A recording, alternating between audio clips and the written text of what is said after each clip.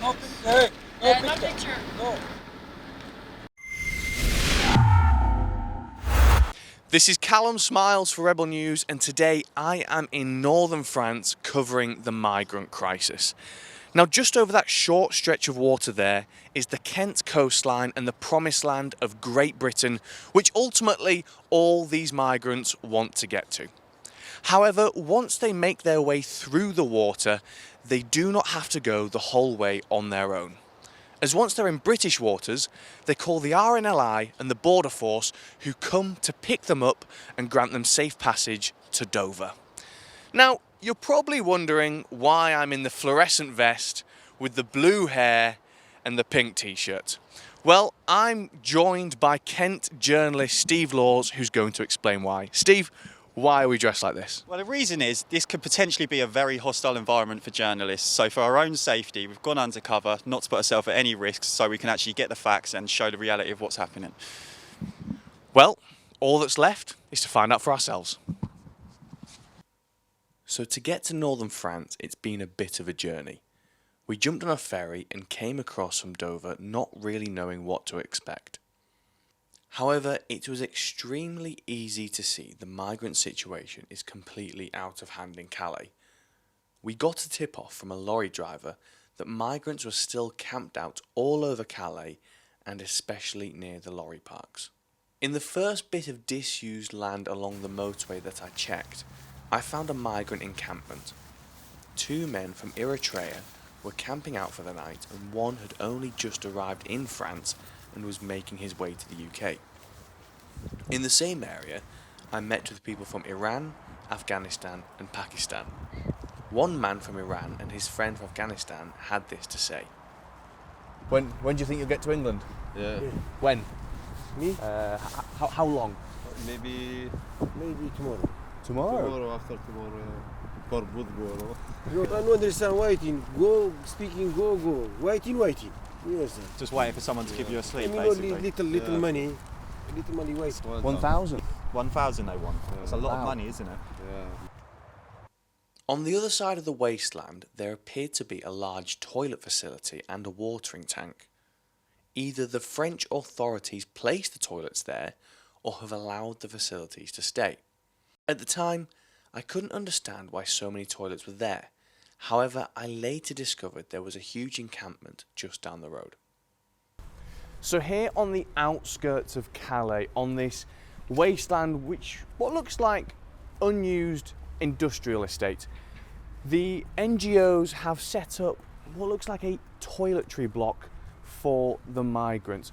We've already spoken to a few migrants here who are staying in tents just over there. And you can see here, especially with these toilets, you can see they are suited to those from a different part of the world where it's squatting toilets. Not only that, the NGOs have also set up an area designated for drinking water. There is on this drinking fountain, there is the sign to say it is food safe. So the question is, are the NGOs facilitating illegal immigration, or are the French actually trying to put people off? We spoke to some of the migrants at the migrant toilet facilities, and it was interesting to see that one man left Sudan 2 years ago, has registered and claimed asylum in Malta, but because of the Dublin Agreement, doesn't want to try and claim asylum in France because he'll be sent back to Malta. So he's hiding out in Calais, trying to get to the UK by smuggling himself in a lorry. You've been here long? Yes. How many years? 2 years. 2 years. 2 years. Are you trying to get to England? Yes. Yes. Yes. Lorry or boat? No, Roy. Lorry. I don't have money, but It's How- easier for, so he's going to try and sneak yes, in. yes. Yeah. For the, How much does it cost for the boats, do you know? but I don't know. But the people is say 120 like this. I don't know. Too much. Yes, too much. You know. Lorry, zero. Yes, yes. Have you tried already with the lorry? Yes. How many times? Too much. Now I want to go. Have you been You know? caught in the lorry before? Yeah. Yeah. What do they do? But the police got me too much. You want to go you know. Do they arrest you or do they just let you go? Yeah, Yeah, they arrest you. yes, yes. So why England? Why not France? France, but I have Dublin, you know, Dublin for the Europe. Before I live in Malta, you know. Malta, yeah. Malta, yes. Yeah, so basically, if he tries to claim asylum here, they will send him back to Malta, most likely. Ah, Malta, but yeah. not in England. Yeah, No, in England, they don't send anyone back. yeah. Do you know anyone in England? No, but the people is see people that not here. You go the jungle, too much people, you know. Yeah. You come in the Spain, France, Italy. It's too much. Is there loads of people in the jungle yes, still? Yes, then? yes, the jungle, yeah. Still loads of people there. Yes. We haven't got over there yet. We're on our way. Okay. This is a classic example of asylum shopping. He explained that migrants who can't afford to get a ticket on the illegal boat crossings choose to smuggle themselves in the lorries instead. So far from discouraging the migrants from gathering, it appears the French authorities are allowing the migrant population to gather in France, or at least allowing the charities and NGOs to help facilitate people smuggling.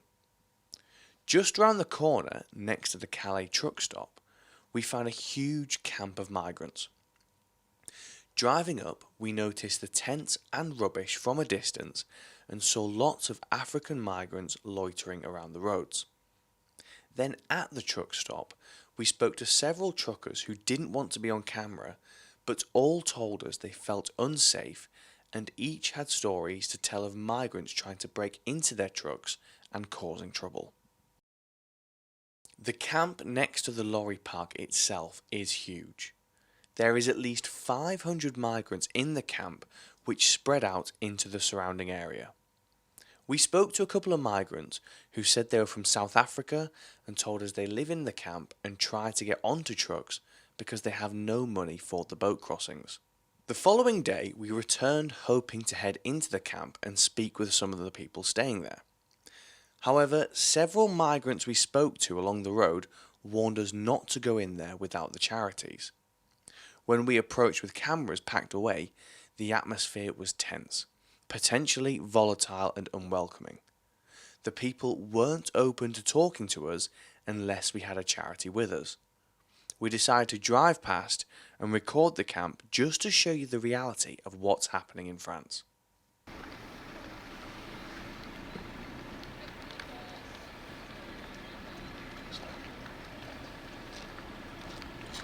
No picture.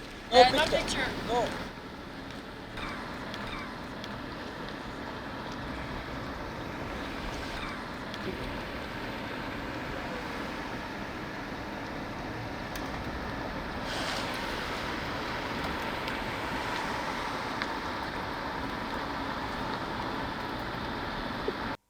Funnily enough, an hour later when we pulled into the truck stop, we saw two charity vans with people handing out food and drinks to the migrants.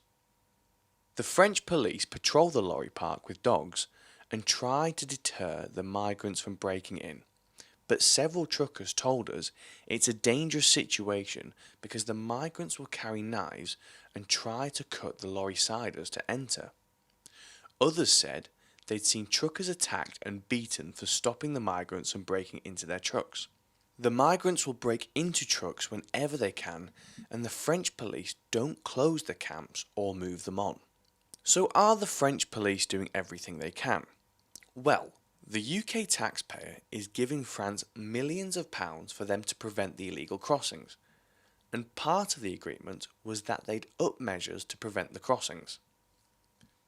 The Calais police have a coastal expanse of 30 kilometres to patrol, which is extremely difficult when they allow migrant camps to pop up all over the coastline. They inevitably end up acting as base camps for the migrants to launch from. Calais is one part of the migrant story. Dunkirk is the other. Dunkirk is an industrial hub in France and has the third largest port in the country. The coastline is dotted with cargo ships coming and going, and parts of the coastline are covered with sprawling industrial estates. It's not necessarily the kind of place you expect large groups of migrants to be congregating, but due to its proximity with Britain, the area is flooded with makeshift camps in the Grand Sint and Loon Plage area. On the edge of Dunkirk industrial areas, thousands of migrants are hiding out in makeshift camps waiting for their chance to cross illegally into the United Kingdom. We decided to head into one camp and speak to the people inside. As we approached, we found yet again charity workers distributing food and immigration leaflets to the migrants. Dozens of migrants were waiting to get their food packages from the charity people, so we went to another part of the camp.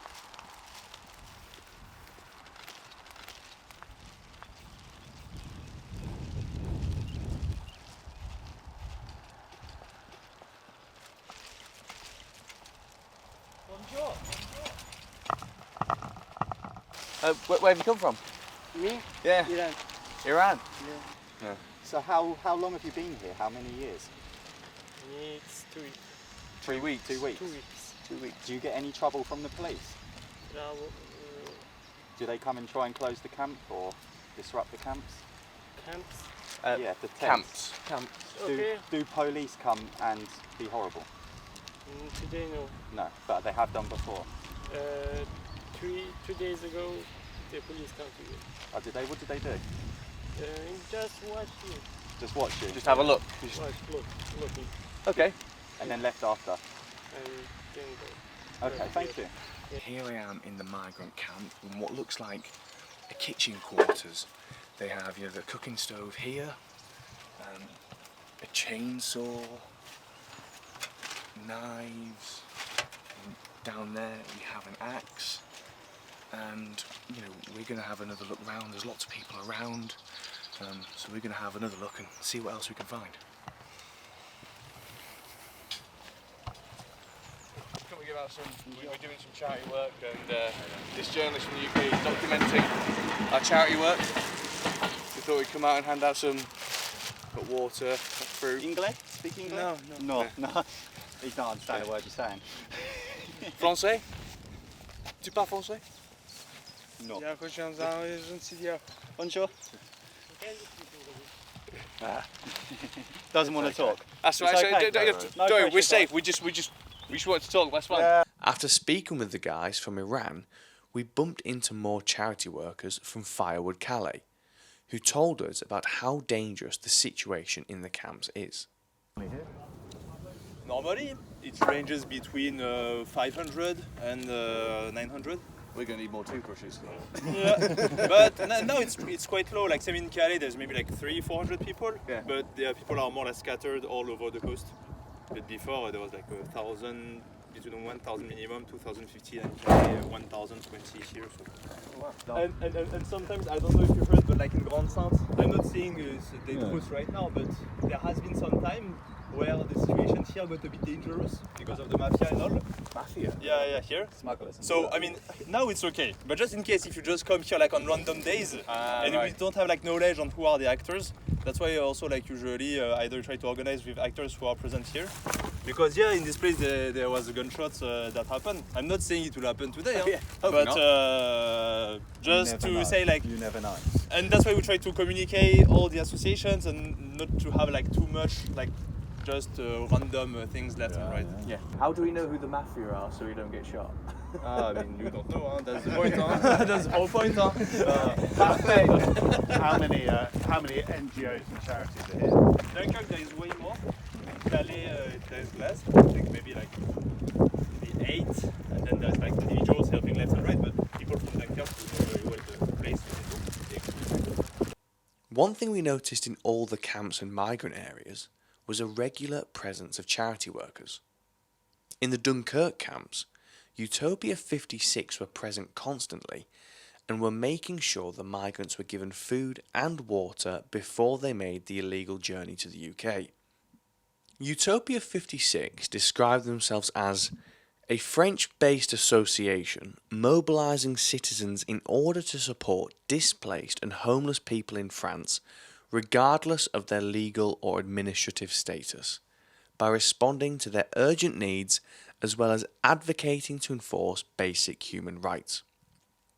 All the migrants we spoke to mentioned how Utopia 56 were helping them. A few mentioned Care for Calais and Help Refugees, but Utopia 56 kept popping up time and time again. We found thousands of migrants camped out across northern France. It's not even like it's hidden. You see huge groups of migrants walking down the street in Calais and Dunkirk being led by people smugglers. It's crazy to see. Migrants hanging around the streets, camping in the forest, large groups loitering in the train stations, and yet we are given the impression by the mainstream media that things are happening, but on a small scale. We visited the camps, spoken to dozens of migrants, but I really wanted to see a beach launch for myself. So I tracked down this bus stop near the Dunkirk coastline, where lots of the traffickers will meet the migrants wanting to make the journey to the UK. Now here we've actually found one of the life vests, and not only that, there's a fresh pair of wet, sand-filled shoes I can only imagine was from a failed attempt to reach the United Kingdom this morning. I wanted to see the crossings for myself, so in the dead of night we set off for the coast. So it's just gone midnight and we are less than half a mile away from the Dunkirk coastline, and we've come here because we've had a tip off that this tonight is where a lot of the migrants who've paid smugglers to get a dinghy across the channel are going to meet. So hopefully we can see where they're meeting, and we can hopefully see the launch of one of the dinghies, and if we can, ask them a few questions as to why they're making the journey across the channel to the United Kingdom. Hours passed in the cold, but unfortunately that evening we were unsuccessful in finding the migrants. Many believe that the migrants making the journey across the channel are fleeing persecution in easily accessible boats, when in fact only those with money can cross in boats because it is very expensive. The odd thing is the migrants themselves constantly post about what they're doing online. So presumably, someone from the authorities in the UK and France are seeing the same footage. So why aren't they acting and stopping this? Social media is awash with migrants boasting about their journey to the UK. In this video, the migrants show the price of the tickets they pay, £3,000, and it shows large groups of men running along the coast with a dinghy. In another, a large group of migrants wait by the side of the road near the coast for the smuggler to take them to the beach. In this video, a large group of migrants are lounging in the sun waiting for their smuggler to direct them.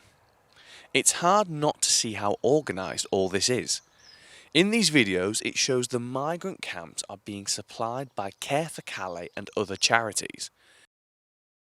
In other videos, the Care for Calais volunteers enjoy dancing with the migrants before they make the illegal crossing to the United Kingdom.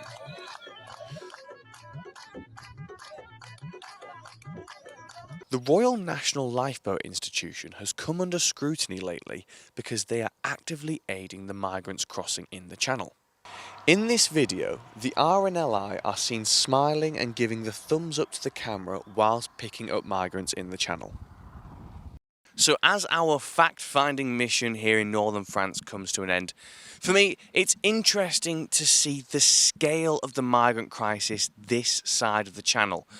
Back home in the UK, we often see snippets on TV and we see figures bandied about the numbers, but until you see it with your very own eyes, it's almost unimaginable the size of the issue. Steve, what are your thoughts on that? Yeah, I agree. When you see it firsthand, it's shocking to see the size and how they've allowed these camps to grow to as big as they are. Because when you see reports online from the likes of the mainstream media, all you ever see is 2 or 3 tents, a couple of illegals, and they try to portray the issue that it's not as big as it is. But what we've seen shows us that the problem is completely out of control.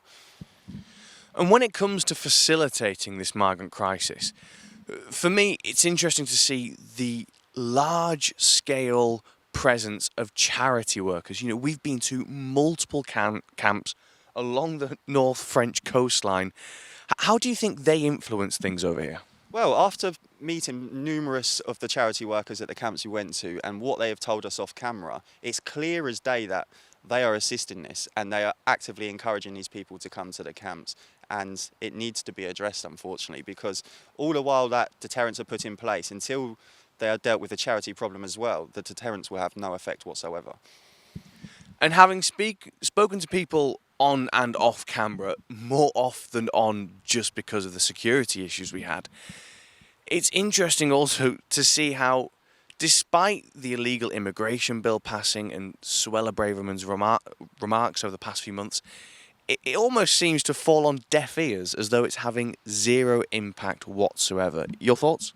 Well, that's exactly how I feel, to be honest. After everything we've seen over these last 3 days, to me it's clear that there is no deterrent in place and the problem is only going to get larger. The camps are packed with hundreds, if not thousands of people, and this is in numerous camps. So it's clear as day the problem is out of control and there's no deterrent in place, despite what Suella Braverman and the Tory government have said. And finally, what are your thoughts on the actions of the police over here? Because, you know, our tax money in the UK is being sent to the French government to deal with this immigration crisis. Yet, from what we've seen, the French police seem more bothered by our presence than theirs. Well, that was the interesting thing I noticed, is as soon as we pulled out the cameras, they were telling us not to film when we were near camps. And then when we went into some of the camps, some of the illegals were telling us that the French police come in the camps, have a check, and then leave. They don't move them on, they don't dismantle the camp, they don't even try to deter them from staying in the camp, they literally just walk through. I mean, we even heard that from, you know, one of the migrants themselves. You know, they said that the police had recently been here, we asked what it was they were doing, and they just said, you know, they just come here to have a look. So that brings our fact-finding mission here, the other side of the channel, to an end. And if you're interested in everything we've done on the migrant crisis so far, you can find all our previous reports at migrantreports.co.uk. Thank you. As you can see from our coverage of the migrant crisis here in northern France, no other media outlet out there is bringing it to you as honestly as we are. However, we cannot do this without your support. So if you want to see more coverage of the migrant crisis in an honest, truthful manner, please head over to migrantreports.co.uk, where you can share all of our recent reports, and more importantly, where you can chuck in a couple of quid so we can continue to bring you the truth. Thank you.